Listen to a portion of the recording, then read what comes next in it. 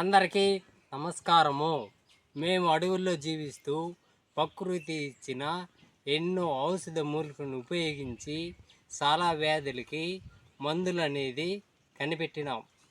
మా పూర్వీకులు ఎన్నో సంవత్సరాలుగా ప్రకృతితో కలిసి జీవిస్తూ ప్రజలకు ఉపయోగపడే అనేక రకాల మూలికలలో ఉండే రహస్యాలను తెలుసుకున్నారు.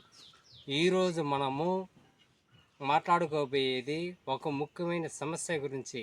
ఉదాహరణకి మనకి సర్వసాధారణంగా చిన్న పిల్లకాయలు మొదలుకొని పెద్దల వరకు వచ్చేటువంటి సమస్య ఏదంటే సాధారణంగా చెవి నొప్పి అనేది వస్తూ ఉంటుంది.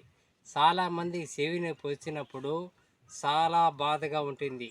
మనకి జ్ఞానేంద్రియాలలో అతి ముఖ్యమైనది చెవి కానీ, కన్ను కానీ, ముక్కు కానీ, చర్మం కానీ, నాలుక కానీ నొప్పి వచ్చినప్పుడు మనం తట్టుకోలేం. అలాంటప్పుడు ఉదాహరణకి మనకి చెప్పుకుందాం. కొంతమంది చెవి నొప్పి రావడానికి ముఖ్యమైన కారణము చెవులో ఇన్ఫెక్షన్ ఉండేదాని వలన కూడా చెవి నొప్పి అనేది వస్తుంది. కొంతమంది చలి కానీ, గాలి కానీ, నీరు కానీ పోవడం వలన కూడా చెవి నొప్పి అనేది వస్తుంది. ఈ సమస్యకు మా అడవి చెంచులు ఉపయోగించే ఒక సాంప్రదాయమైన మందు గురించి ఈ వీడియోలో మనము తెలుసుకుందాం. చెవి నొప్పి రావడానికి గల ముఖ్యమైన కారణాలు ఏమి? చెవిలో ఇన్ఫెక్షన్ ఉంటే ఖచ్చితంగా మనకందరికీ చెవి నొప్పి అనేది వస్తుంది. నెక్స్ట్ వచ్చి మనం స్నానం చేసేటప్పుడు మన చెవిలో కానీ నీరు పోయిందంటే తప్పనిసరిగా చెవి నొప్పి అనేది మనకి వస్తుంది. నెక్స్ట్ ఇంకొక ముఖ్యమైన విషయం ఏమంటే జలుబు చేసినప్పుడు కానీ, అదేవిధంగా చలి ఎక్కువగా ఉండేటప్పుడు కూడా ఒక్కొక్కసారి చెవి నొప్పి అనేది మనకు వస్తుంది. నెక్స్ట్ అదేవిధంగా చెప్పాలంటే మన చెవిలో మురికి కానీ ఎక్కువగా కానీ చేరున్నా కూడా మనకి చెవి నొప్పి అనేది తప్పకుండా రావడం అనేది జరుగుతుంది. అదేవిధంగా మన చెవిలో గాలి అనేది ఎక్కువగా దూరినా కూడా చెవి నొప్పి అనేది రావటం అనేది జరుగుతుంది. చిన్న పిల్లల్లో కూడా బ్యాక్టీరియా ఇన్ఫెక్షన్ వలన చెవి నొప్పి అనేది వస్తుంది. చెవి నొప్పి వచ్చినప్పుడు కొన్ని లక్షణాలు అనేది మనకి తెలుస్తాయి. ఏమంటే చెవిలో మంట ఎత్తుంది, అదేవిధంగా చెవి లోపల నొప్పి, చెవిలో గిలగిలగిలని నవ్వెత్తుతుంది. నెక్స్ట్ వచ్చి కొన్నిసార్లు నీరు లేదా పుష్ రావడం అనేది జరుగుతుంది. నెక్స్ట్ మనకి చెవి వినికిడి అనేది కూడా సరిగ్గా వినపడదు. ఇలాంటి సమస్యలు వచ్చినప్పుడు అడవి చెంచులైన మేము ఒక సహజమైన మూలికలను ఉపయోగించి ఆ చెవి నొప్పికి మందులు అనేది కనిపెట్టినాం. ఆ మందు అనేది మీకు ప్రత్యక్షంగా చేసి చూపిస్తాను. చూడండి, ఇది ఒక అడవి ప్రదేశంలోనే దొరుకుతుంది. దీన్ని వచ్చి సర్వసాధారణంగా ఒక వ్యాధులకనే కాదు అనేక రకాల వ్యాధులకి ఇది ఉపయోగించడం అనేది జరుగుతుంది.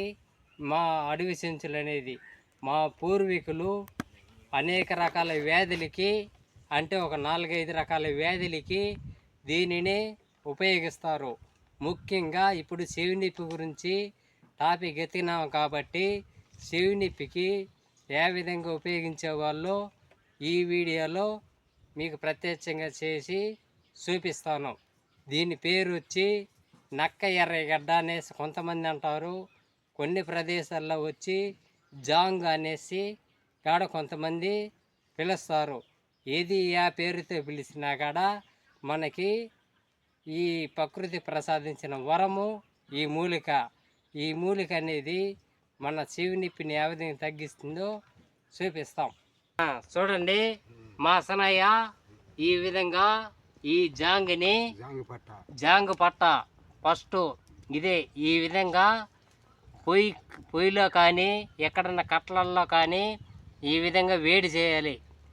వేడి చేసేది ఆ విధంగా చూడండి. ఆ విధంగా పైన మెల్లమెల్ల వచ్చినప్పుడు దించుకొని ఆ విధంగా మనం ఒక చిన్న గిన్నెలో కానీ పాత్రలో కానీ పిండుకోవాలి. ఎంత ఎక్కువ వస్తే అంత పిండుకోవాలి. మనకి చెవి నొప్పి తగ్గాలంటే ఖచ్చితంగా ఆ విధంగా చేయాలి. చూడండి ఎంత కష్టమో, కానీ కష్టపడుకుంటే మనకి చాలా మంచిది. మనకి వెంటనే చెవి నొప్పి అనేది వెంటనే నయం కావడం అనేది జరుగుతుంది. చూడండి, ఇది మాకు ప్రకృతి ప్రసాదించిన ముఖ్య వరం మన ప్రజలందరికీ.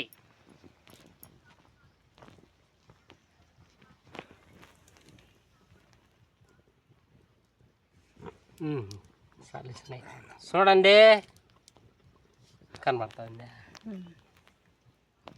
చూడండి, ఇంత మాత్రము చాలు. దీనిని ఏం చేయాలంటే మనము దీన్ని ఇప్పుడు పిండుకున్నాం కదా జాంగిని లేదా నక్కెరగడ్డ పసుపు మీరు కూడా చూసినారు కదా. దీనిని ఏం చేస్తామంటే బాగా చల్లారిన తర్వాత పేషెంట్కి అయితే చెవి నొప్పి కానీ చెవిలో ఇన్ఫెక్షన్ ఉంటుందో చిన్న డ్రాపర్తో ఒక 2 చుక్కలు తీసుకొని బాగా చల్లారిన తర్వాత చెవిలో వదలటం అనేది జరుగుతుంది డ్రాపర్తో. ఆ విధంగా 2 బొట్లు ఈ విధంగా 2 రోజులు, తెల్లారితో ఒకసారి సాయంత్రం ఒకసారి, తెల్లారితో ఒకసారి సాయంత్రం ఒకసారి 2 లేదా 3 రోజులు వాడితే ఎంత చెవి నొప్పి ఉన్నా కూడా వెంటనే నయం కావడం అనేది జరుగుతుంది. ఇది మా అడవి చెంచులు కనిపెట్టిన ప్రకృతి వరం. చూడండి, జాంగు ఇంత మాత్రమే ఎక్కువ. ఇదే మందు ఎంత చెవి నొప్పి ఉన్నా కూడా వెంటనే నయం కావడం అనేది జరుగుతుంది. మన చెవి నొప్పి వచ్చినప్పుడు ఏ విధంగా చేయాలో చూపించినాం. ఎందుకంటే ఈ విధంగా చెప్తున్నది నేను ముఖ్యంగా మన చెవి అనేది చాలా సున్నితమైన అవయవం కాబట్టి కొన్ని జాగ్రత్తలు తీసుకోవాలి. చెవిలో కొంతమంది పుల్లలు పెట్టి కలపెట్టుకుంటూ ఉంటారు. ఆ విధంగా చేయకూడదు. మనం స్నానం చేసేటప్పుడు కూడా చాలా జాగ్రత్తగా చేయాలి. ఇప్పుడు చెరువుల్లో, గుంటల్లో లేదా స్విమ్మింగ్ పూల్లో మునుగుతూ ఉంటారు. చెవులకి దూది కట్టుకొని స్నానం అనేది చేయండి. చెరువుల్లో కానీ స్విమ్మింగ్ పూల్లో కానీ ఆ జాగ్రత్తలు అనేది తప్పనిసరిగా ప్రజలు తీసుకోవాలి. లేదా కొంతమంది ఏం చేస్తారంటే చెవులో కోడి రెక్కలు ఎత్తుకొని కళ్ళపెట్టుకుంటూ ఉంటారు. అది కూడా ఎక్కువసేపు కళ్ళపెట్టుకోకూడదు. మనం ప్రకృతి మందులు ఉపయోగించేటప్పుడు జాగ్రత్తలు తప్పనిసరిగా తీసుకోవాలి. ఈ విధంగా మా అడవి చెంచులు చెవి నొప్పి ఉపయోగించే సాంప్రదాయ మూలికల మందు ఎదురంటే ఈ జాంగే. ప్రకృతి మనకిచ్చిన ఔషధ సంపద ఎంతో గొప్పది. మన పూర్వీకులు అలాంటి జ్ఞానాన్ని మాకు తరతరాలుగా అందించినారు. ఈ సమాచారం అనేది మీకు ఉపయోగపడితే తప్పకుండా మీ కుటుంబ సభ్యులతో మరియు మీ స్నేహితులతో పంచుకోండి. ధన్యవాదములు.